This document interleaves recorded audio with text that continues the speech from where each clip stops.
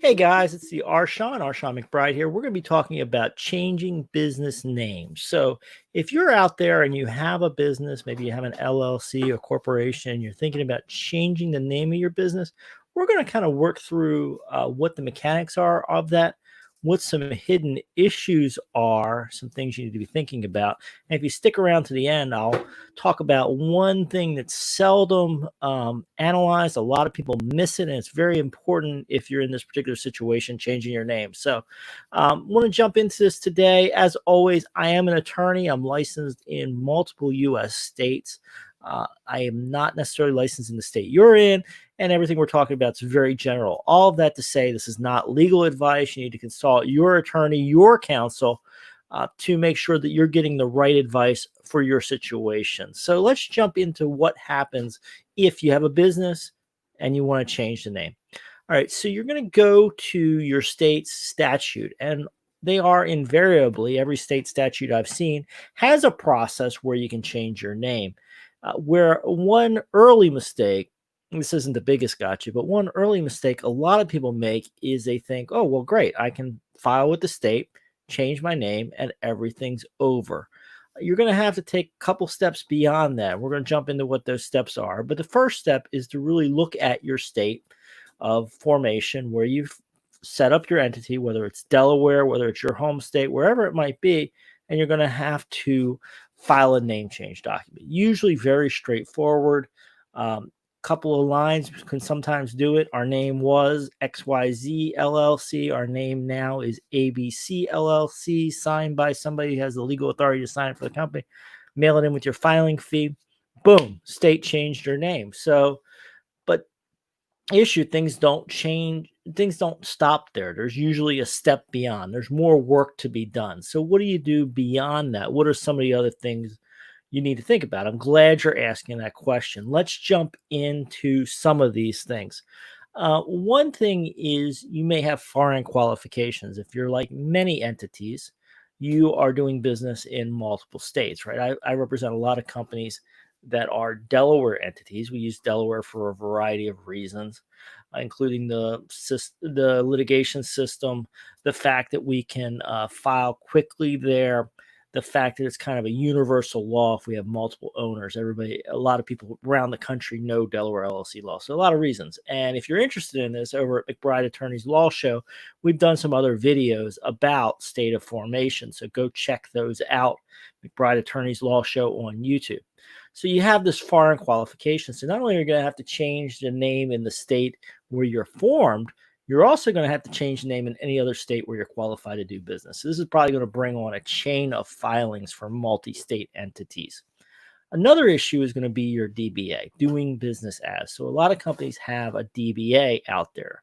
So we are XYZ LLC, but we're doing business as DEF LLC.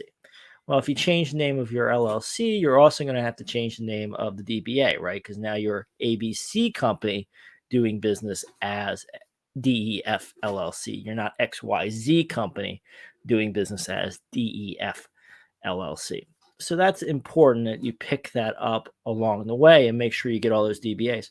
Also, another issue, you may continue to do business as XYZ LLC, particularly in transition, right? So you're going to change your name, but it's going to take a while to go through all the systems, all the documents, and update the name everywhere, maybe on the building, other places. So you may be changed from XYZ LLC to ABC LLC, and you file that name change document with the state and some of the other documents we're about to talk about.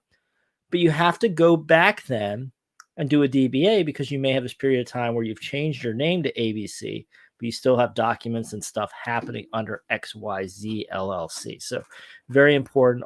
In many cases, if you're a sizable operation, you're going to want to get a DBA with the new name. You may have various permits and licenses and other things out there in the name of your business. You're going to go back and revisit all those permits and licenses and make sure they're transferred over to the new name. Depending on where you filed and what you've done, this may or may not be automatic. In many states, we have separate systems, right? Your licenses maybe at a county level, or maybe you have a permit to do things, or maybe you have something against something going on with your land or real estate holdings. So you're going to want to look at both changing the name of the state, but then you also need to see if there's other registries, the county where you have permits to do licenses. Do you have to go then update your name there?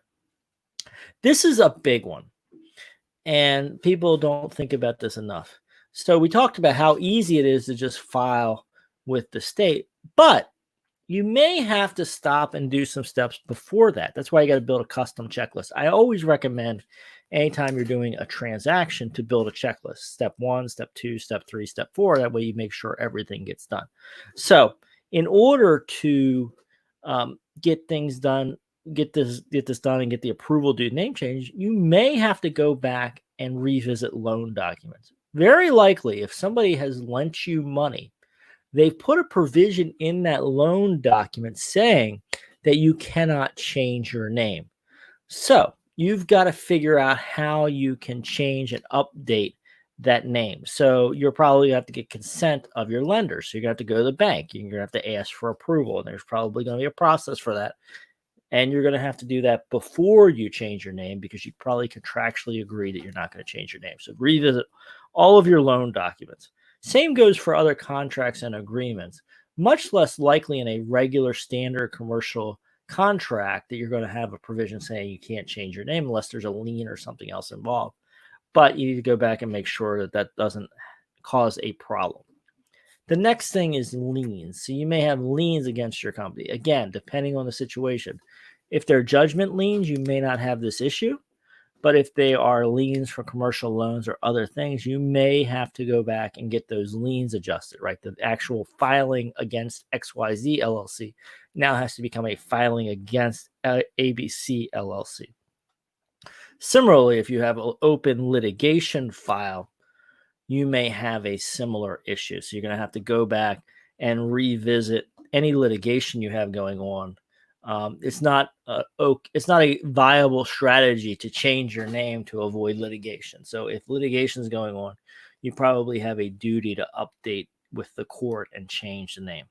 So those are some standard things that come up. We're going to get in here just a second. A big gotcha I see come up. Before we do that, if you're getting value from this, if you're a business owner, business leader running a business, make sure you like this video so other business owners and leaders can find it. And go ahead and subscribe to the McBride Attorneys Law Show and ring the notification button so that we can be in communication with you. So YouTube will be more likely to notify you when we have a new video coming out. So one gotcha is sitting out there that happens all too often in name changes. And it's the type of thing that a lot of people just don't think about.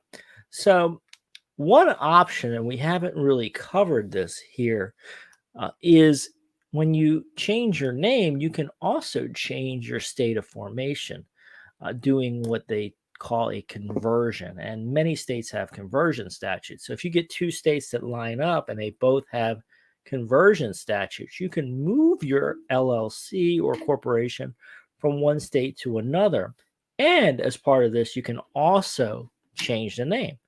So a lot of people will take advantage of that. The operations grow. You have something going on where you want to be formed in a different state because perhaps you have new investors or something's changed in the business, or you're moving your primary state of operations. So you file this change of location conversion document to convert you from, say, a Texas LLC to a Delaware LLC, or Delaware to Florida, whatever the case may be.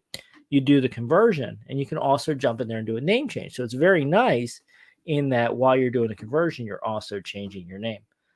The issue is that then you're going to have to go back and update all those state files with that new name. And a lot of people miss this. So let's say you have employees in a state and you do a conversion from state 1 to state 2. Well, those employees are still in state 1. Now you got to go back and make sure that state 1's files is updated with the fact that you're now formed in state 2, but you're still the same legal entity and you still have the employees in state 1. So I see a lot of people miss that out there. Something you really want to be cognizant about.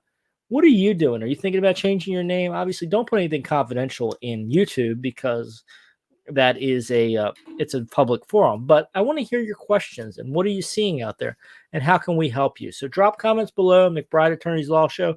Love to review those comments, and if things are appropriate, we'll do more content on that. All right, folks. Arshan signing off. I'll see you very soon.